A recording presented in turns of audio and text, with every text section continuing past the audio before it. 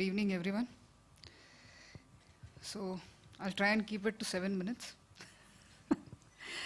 uh, Nothing specific as such, but because it pertains to the innovative inventions or interventions in IT related to governance, basically. I'm sure everybody sitting out here will agree that two jargons that we IT people have put out in the last decade have been really getting the top slots or the TRPs. One is blockchain and the other is AI. And yes, though we like to make it very complex, it isn't, because AI in its basic, from the time the algorithms which are used today have come something like 1980s. It's only we who are trying to make it very complex. As Sir said, deep learning, machine learning, all of these have been there. It's only a culmination of certain technologies which we now term as AI to make it big. Nevertheless, some key pointers. We all know that data forms the basis for AI, and today from 33 zettabytes, that is 1 zettabyte is equivalent to 1 trillion gigabyte. So see the kind of data we are talking. In 2018, we plan, or the estimate is that by 2020, we will be reaching around 175 zettabyte, 175. Huge data. And in that, India is going to contribute in the forefront because of the main reason that our population and generation of data ability is huge. Another thing that a recent report of PwC said that contribution to global economy from AI is going to be to the tune of almost 15.7 trillion by 2030. And only to India alone is going to be around 957, that is 1,000 billion USD. Huge, once again. So we got to get this, that AI is here to stay. You can't put it back in the box now.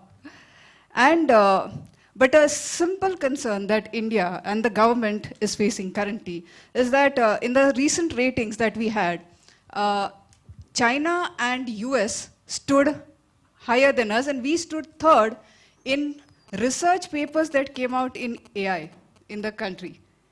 Why we stood third is, compared to the US and China, two main reasons.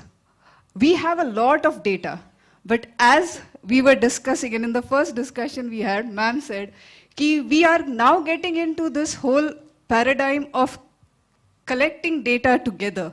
We have huge data, but in silos, once again. So we need to get this data together. That is a prime requirement. Secondly, we are dependent on the startups more of for AI. Rather than US has the Google or China has the Baidu, who's doing really good jobs in AI. So what is our government doing? Government of India?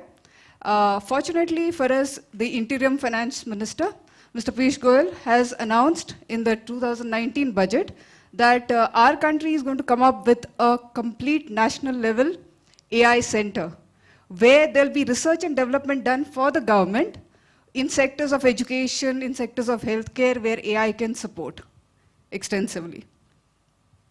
Of course, because data forms the basis, laws have to be in place, and MITI in its final stages of finalization of the law for protection and sharing of data is also working on. A very excellent presentation we just now saw from Telangana, and few I would like to share in this forum, that from AP only, sir. It will be very interesting to know that where AI has reached even in our country, that Microsoft has partnered with AP government, and they have designed a AI-based application which tracks the dropouts from the schools. Now, how it does it?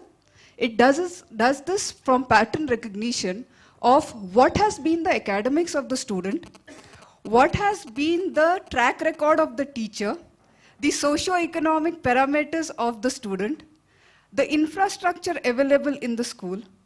all of this data put together, near to accuracy, they are able to tell us which student may drop out in which standard. And it is such a good thing that then the early intervention helps in stopping that student from really getting out of school. So this is the beauty of AI.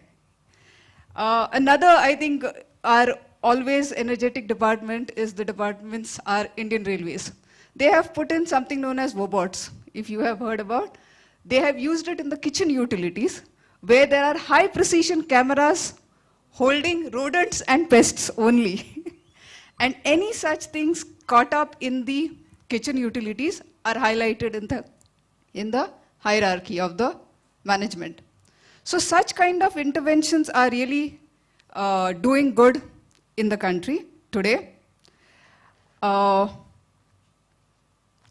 Just another mention before that in AI, in the Gauri Lankesh case of Karnataka, if you remember, the journalist, in her case also, the suspects were actually found through the AI which operated behind the 100 cameras which took the feed from the live site.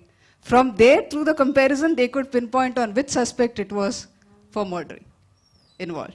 So these are some of the areas where AI is really helping the government, and we are also, as a country, moving in that direction. Certain things that we need to just take care of when we go into this field. Unemployment is going to be a major setback, which is going to come in with AI, because majority of the jobs will be automated currently. Then certain specific areas, like if you have driverless cars, in case of accidents, who takes up the responsibility and how does the AI react, particularly in those circumstances?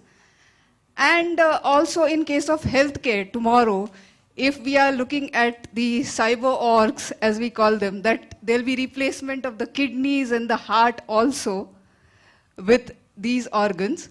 So given the population increase by 2050, where do we reach with the population?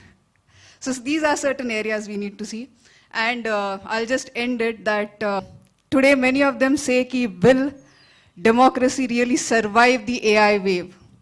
So it's the technocracy versus democracy kind of a battle. But I will say that both have to go hand in hand for the success of the state and the country. That's all. Thank you. Thank you.